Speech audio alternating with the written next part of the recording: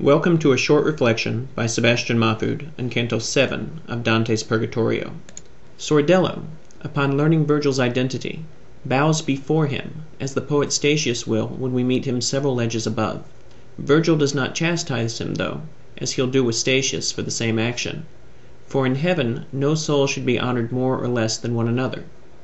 Here, in Antipurgatory, Virgil takes the gesture in stride.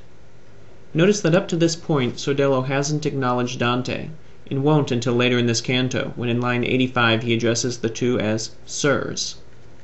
Dante, who had earlier been so proud of the attention his shadow was getting, receives no such attention from Sordello, and, in fact, Sordello won't even notice Dante's a living man till Dante mentions it that night in conversation with Giugiano. Virgil describes for Sordello the pain from which he has come. He says, "There is a place below, where sorrow lies in untormented gloom.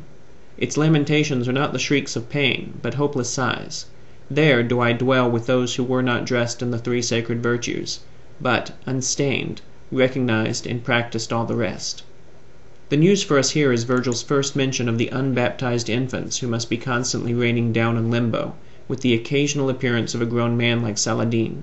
Concerning the children, newadvent.org says, "Now it may confidently be said that, as a result of centuries of speculation on the subject, we ought to believe that these souls enjoy, and will eternally enjoy, a state of perfect natural happiness. And this is what Catholics usually mean when they speak of the limbus infantium, the children's limbo." End quote. Like Virgil, though, they may never enter into the supernatural bliss that baptism provides, and the best they can hope for is eternity in the Garden of Eden, following the resurrection. Sordello explains the immutable law of the mountain, in saying that in no case may one ascend at night, clarifying at Virgil's prompting that the shades of night suffice to sap the will of the most fervent. Knowing they are unable to advance at night, Sordello takes the poets to a lookout point, where they can see the individuals in the flowering valley, and we find here a sharp contrast with what Virgil is familiar with in Limbo. Here we find souls with not only the light of reason, but also the light of revelation.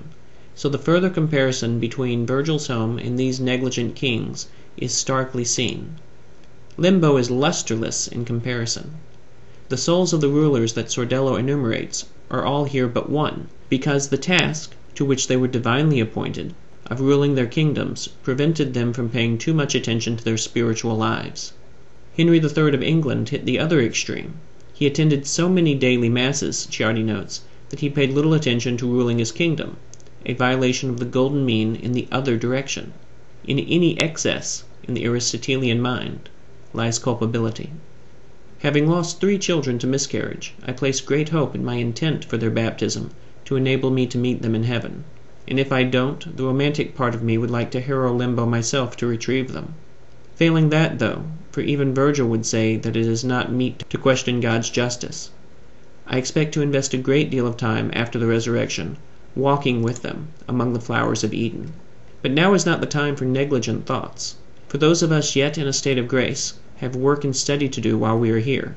To these ends we must fulfill our social responsibilities while maintaining our spiritual lives, and we have to develop a proper balance between the two so that we are not so consumed by our temporal duties that we fail in our prayer lives, and not so consumed by prayer that we become lax in our social responsibilities. Good work, good study, is good prayer, and good prayer and observance strengthen our ability for work and study. Excess in either direction, then, is a failure in both, for they complement one another in the nourishment they give to our souls, and to the community of souls among whom we dwell.